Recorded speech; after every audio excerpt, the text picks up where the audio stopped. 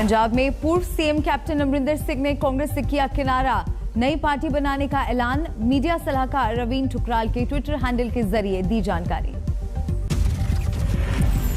Captain ने पंजाब विधानसभा चुनाव में बीजेपी के साथ गठबंधन के दिए संकेत। कहा, किसानों के हित में फैसला हुआ तो 2022 में साथ लड़ा जा सकता है चुनाव।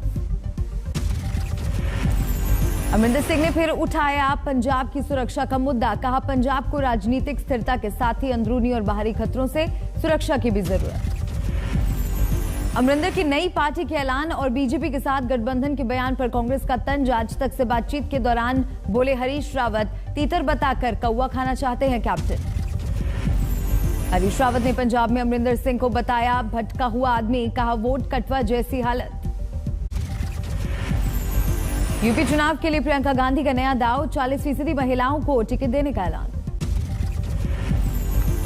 आने वाले विधानसभा चुनाव में उत्तर प्रदेश में कांग्रेस पार्टी 40% टिकट महिलाओं को देगी। प्रियंका के ऐलान के बाद सुलगी सियासत। बीजेपी ने किया पलटवार। रीता बहुगुणा जोशी बोली, मुझे कांग्रेस में मिला अपमान।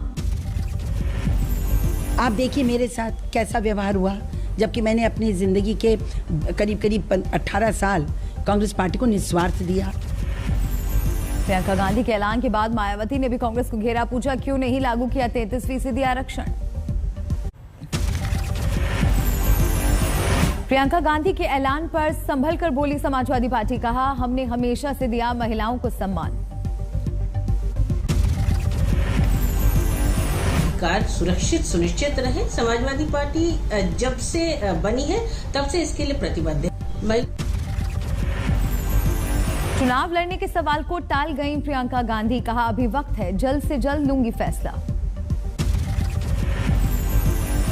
यूपी में प्रियंका ने जारी किया कांग्रेस का नया नारा। लड़की हूं, लड़ सकती हूं के हथियार से होगा विरोधियों पर वार। लखनऊ दौरे पर है कांग्रेस की महासचिव प्रियंका गांधी। अलग अलग जिलों से आई महिला कार्यकर्ताओं से की मुलाकात। प्रियंका गांधी ने इशारों में समाजवादी पार्टी और बीएसपी को घेरा। कहा, पिछले 2 सालों से लगातार लड़ रही है कांग्रेस।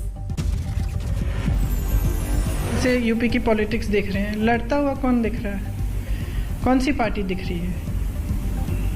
आप समाजवादी की बात कर रहे हैं, आप बसपा की आपने बात नहीं की, लेकिन दूसरी विपक्ष का दल है, लड़ते हुए दिख रहे हैं क्या? आज यूपी के कुशीनगर जा रहे हैं प्रधानमंत्री नरेंद्र मोदी। मुख्यमंत्री योगी आदित्यनाथ ने लिया तैयारियों का जायजा। आज से कुशीनगर एयरपोर्ट की होगी शुरुआत। प्रधानमंत्री नरेंद्र मोदी करेंगे उद्घाटन। लोकसभा से टीएमसी नेता बाबुल सुप्रियो का इस्तीफा। मौका देने के लिए पीएम मोदी का जताया आभार। उस वक्त जब मुझे टिकट दिया गया रामदेव जी के साथ, वो मुलाकात के बाद मेरे पे कॉन्फिडेंस रखा, जो मैं बोला था कि 1 सीट जरूर जीतूंगा। आतंकी हमलों के बीच पाकिस्तान से T20 मुकाबले को लेकर जारी है सियासत। असदुद्दीन ओवैसी ने मोदी सरकार पर साधा निशाना। 9 फौज के सिपाही मर गए तो आप T20 खेलेंगे? पाकिस्तान कश्मीर में T20 खेल रहा है भारत के लोगों के जानों से। असदुद्दीन ओवैसी पर बीजेपी का पलटवार। केंद्रीय मंत्री मुख्तार अब्बास नकवी बोले, विरोधियों को किसी सूरत में चैन नहीं आता। जब हमारे सुरक्षा बल सर्जिकल स्ट्राइक करके आतंकवादियों का सफाया करेंगे तो सीमा पार से सबूत मांगा जाएगा, यहां से सवाल होगा। पाकिस्तान के साथ क्रिकेट को लेकर शिवसेना ने भी दागे सवाल। आम आदमी पार्टी ने भी सरकार को दी नसीहत। आतंकी हमलों को लेकर कांग्रेस ने बीजेपी पर दागे सवाल। रणदीप सुरजेवाला बोले, कश्मीरी पंडितों को आतंकियों के हवाले कर रही है सत्तारूढ़ पार्टी। कश्मीरी पंडित भाई बहन हो, चाहे वहां हमारे सिख भाई बहन हो और चाहे वहां हमारे मुस्लिम भाई बहन हो, उनकी सुरक्षा में पूरी तरह से फेल हुई है। प्रधानमंत्री नरेंद्र मोदी से मिले गृह मंत्री अमित शाह। आंतरिक सुरक्षा के मुद्दे पर चर्चा की खबर। श्रीनगर के लाल चौक पर विरोध प्रदर्शन। हाल ही के आतंकी घटनाओं को लेकर लोगों में नाराजगी। हाल की आतंकी घटनाओं के बाद श्रीनगर में बढ़ी सुरक्षा। लाल चौक पर सीआरपीएफ ने महिला जवानों को किया तैनात। बढ़ते आतंकी हमलों के बीच 2 दिनों के दौरे पर जम्मू कश्मीर में पहुंचे थल सेना प्रमुख जनरल MM नरवणे मेंढर में सैन्य कार्रवाई का लिया जायजा। मेंढर के जंगली इलाकों में 9 दिनों से सुरक्षा बलों ने कर रखी है आतंकियों की घेराबंदी। स्थानीय लोगों को घर के भीतर रहने के दिए गए हैं निर्देश। आतंकी हमलों के बाद जम्मू कश्मीर में दहशत का माहौल। घर वापसी के लिए रेलवे स्टेशनों और बस अड्डों पर उमड़ रही है भीड़। NIA करेगी श्रीनगर में आतंकी वारदातों की जांच। आतंकियों ने बाहरी मजदूरों को बनाया था निशाना। आतंकियों के आका पाकिस्तान को बड़ा झटका। अगले सत्र तक FATF की ग्रे लिस्ट में बरकरार रहेगी जगह। उत्तराखंड में जारी है कुदरत का कोहराम। भारी बारिश और भूस्खलन में अब तक 40 लोगों की जा चुकी है जान। आम जन का भी काफ़ी नुकसान हुआ है। सड़कें बह गई हैं, पुल बह गए हैं और भूस्खलन हुआ है। जनहानि भी हुई है। 34 लोग अभी तक जो है इसमें हमारे ख़त्म हो गए हैं। और उत्तराखंड के CM पुष्कर धामी ने किया हवाई सर्वे। DGP के साथ प्रभावित इलाकों का लिया जायजा। उत्तराखंड में युद्ध स्तर पर जारी है राहत और बचाव का काम। आर्मी और एयरफोर्स ने संभाला मोर्चा। NDRF की भी 15 टीमें तैनात। रामनगर में आर्मी के हेलीकॉप्टर की मदद से 2 दर्जन से ज्यादा गांव वालों को किया गया रेस्क्यू। 48 घंटों से नदी के बीचों बीच फंसे थे लोग। उत्तराखंड के पंतनगर में 3 जगहों पर फंसे हैं 25 लोग। ध्रुव हेलीकॉप्टरों की मदद से वायुसेना का रेस्क्यू ऑपरेशन। उत्तराखंड में भारी बारिश की वजह से बैराज ओवरफ्लो। नैनीताल के रिहायशी इलाकों में घुसा झील का पानी। रेस्क्यू में जुटे जवान। नैनीताल में 40 घंटे की मूसलाधार बारिश के बाद बढ़ा झील का स्तर। 12 इंच गेट खोलने के बाद रिहायशी इलाके में आई आफत।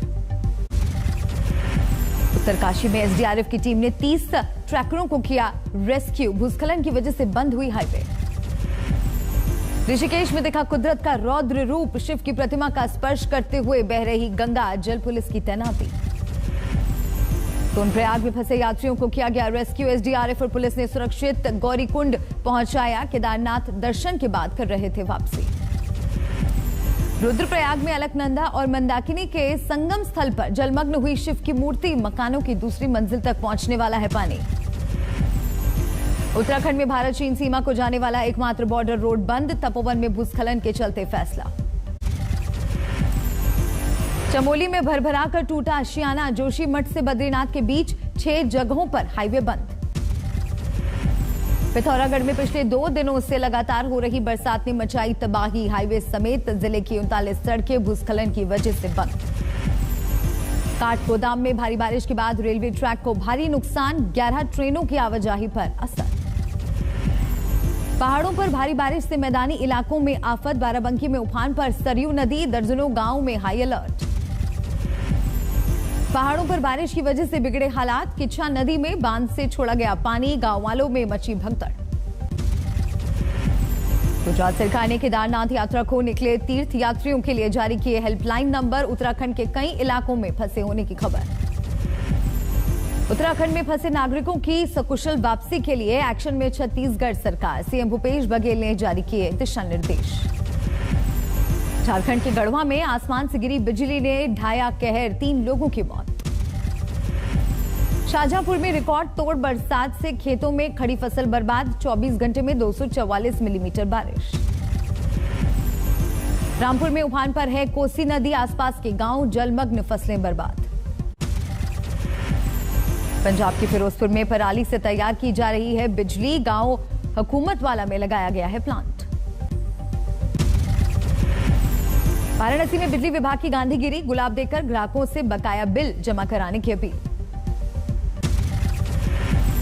क्रूज ड्रग्स केस में आर्यन खान की जमानत पर आज सेशंस कोर्ट में होगी सुनवाई। अरबाज और मुनमुन की जमानत पर भी होना है फैसला। पूरी हो चुकी है दोनों तरफ की दलीलें। आज फैसले की उम्मीद। जमानत खारिज होने पर वकील खटखटाएंगे बॉम्बे हाईकोर्ट का दरवाजा। आर्यन की जमानत पर फैसले से पहले मांगी गई दुआ। दिल्ली के निजामुद्दीन दरगाह में रिहाई की मन्नत। कवर्धा झंडा विवाद में फरार चल रहे दुर्गेश और प्रहलाद साहू को पुलिस ने पकड़ा। 3 अक्टूबर को हुई थी हिंसा। संगरूर में पुलिस और इंटेलिजेंस का ज्वाइंट ऑपरेशन। हथियारों के साथ लखबीर उर्फ लखा गिरफ्तार। लखवीर पर टारगेट किलिंग और धार्मिक भावनाएं भड़काने का आरोप। खालिस्तान समर्थकों से जुड़े तार। परिवार ने आरोपों से किया इनकार। पश्चिम बंगाल के बर्दवान में पूर्व कमर्शियल कर अधिकारी पर जानलेवा हमला। पहले ड्राइवर का काम कर चुके कर्मचारी ने हथौड़े से किया वार। ओडिशा में 2.5 करोड़ रुपए की ब्राउन शुगर जब्त। महिला सहित 3 तस्कर गिरफ्तार। भिवाड़ी में बदमाशों ने कारोबारी को मारी गोली। 4.5 लाख रुपए लेकर फरार। गुरुग्राम में दिन दहाड़े अरोड़ा लैब में घुसे बदमाश। बंदूक की नोक पर कैशियर से 16,000 रुपए और मोबाइल लेकर फरार। दिल्ली के बिंदापुर में पूर्व प्रेमी ने युवती को चाकू से गोदा। सीसीटीवी में कैद हुई दिल दहलाने वाली वारदात। अररिया में युवक ने फांसी लगाकर दी जान। परिजनों ने पत्नी और ससुराल वालों पर लगाया उत्पीड़न का आरोप। अकोला में कुएं से मिले मां और 2 बच्चों के शव। 8 महीने का बच्चा और 8 साल की बच्ची शामिल।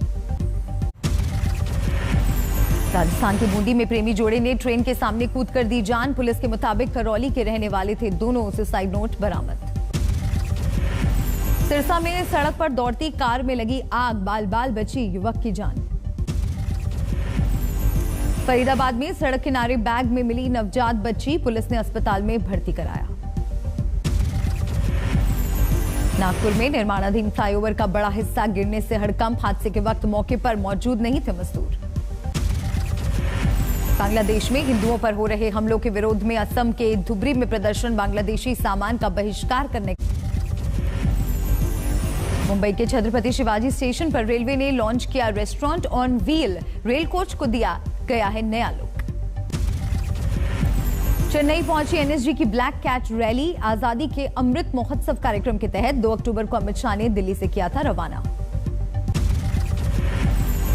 7 दिन बाद बाजार की तेजी पर लगा ब्रेक। सेंसेक्स 50 पॉइंट गिरकर 61,716 पर है। निफ्टी 58 पॉइंट गिरकर 18,418 पर बंद। बीओआई और कैनरा बैंक की ओर से वित्तीय साक्षरता कार्यक्रम का आयोजन। डीएफएस के डायरेक्टर डॉक्टर संजय कुमार की मौजूदगी में योजनाओं को दी गई जानकारी। नोएडा के सेक्टर 71 में इला फाउंडेशन ने लगाया फ्री हेल्थ कैंप। डॉक्टर भावना नवीन ने किया उद्घाटन। कोयले के 4 दिन की स्टॉक वाले पावर प्लांट्स की संख्या घटकर 61 पार आई है। एक हफ्ते पहले 70 पावर प्लांट्स के पास था 4 दिन का स्टॉक। आरबीआई ने एसबीआई पर लगाई 1 करोड़ की पेनल्टी। स्टैंडर्ड चार्टर्ड बैंक पर भी लगाया गया 1 करोड़ 95 लाख रुपए का जुर्माना। सितंबर में देश में 70 लाख से ज्यादा यात्रियों ने की हवाई यात्रा। सितंबर 2020 के मुकाबले 79% ज्यादा लोगों ने किया हवाई सफर। 1 दिसंबर से टीवी देखना हो जाएगा महंगा। बुके में चैनल की अधिकतम कीमत 12 रुपए तय करने के ट्राई के फैसले का असर। दिल्ली में सीआईपीएल संस्था ने जरूरतमंद छात्रों को फ्री में बांटे टैबलेट। कार्यक्रम में केंद्रीय मंत्री मीनाक्षी लेखी रही मौजूद। छात्रों का बढ़ाया हौसला। अफगानिस्तान के अमेरिकी राजदूत ने अपने पद से दिया इस्तीफा। जालमे तालिबान के साथ अमेरिकी वार्ता का किया था नेतृत्व। रूस ने खत्म किया नाटो का मिशन। मॉस्को में बंद होगा इंफॉर्मेशन ऑफिस। 8 रूसी अधिकारियों को निकालने के बाद लिया गया फैसला। बांग्लादेश में लगातार जारी है हिंदुओं पर हमले। रंगपुर में उपद्रवियों ने की घरों में आगजनी और तोड़फोड़। ब्रिटेन में आतंकी वारदात में मारे गए सांसद को दी गई श्रद्धांजलि। पीएम बोरिस जॉनसन के साथ सभी सांसद रहे मौजूद। जॉर्ज टाउन में रेस्टोरेंट से निकलते वक्त बिना मास्क के नजर आए जो बाइडेन। अमेरिकी राष्ट्रपति पर लगे नियम तोड़ने के आरोप।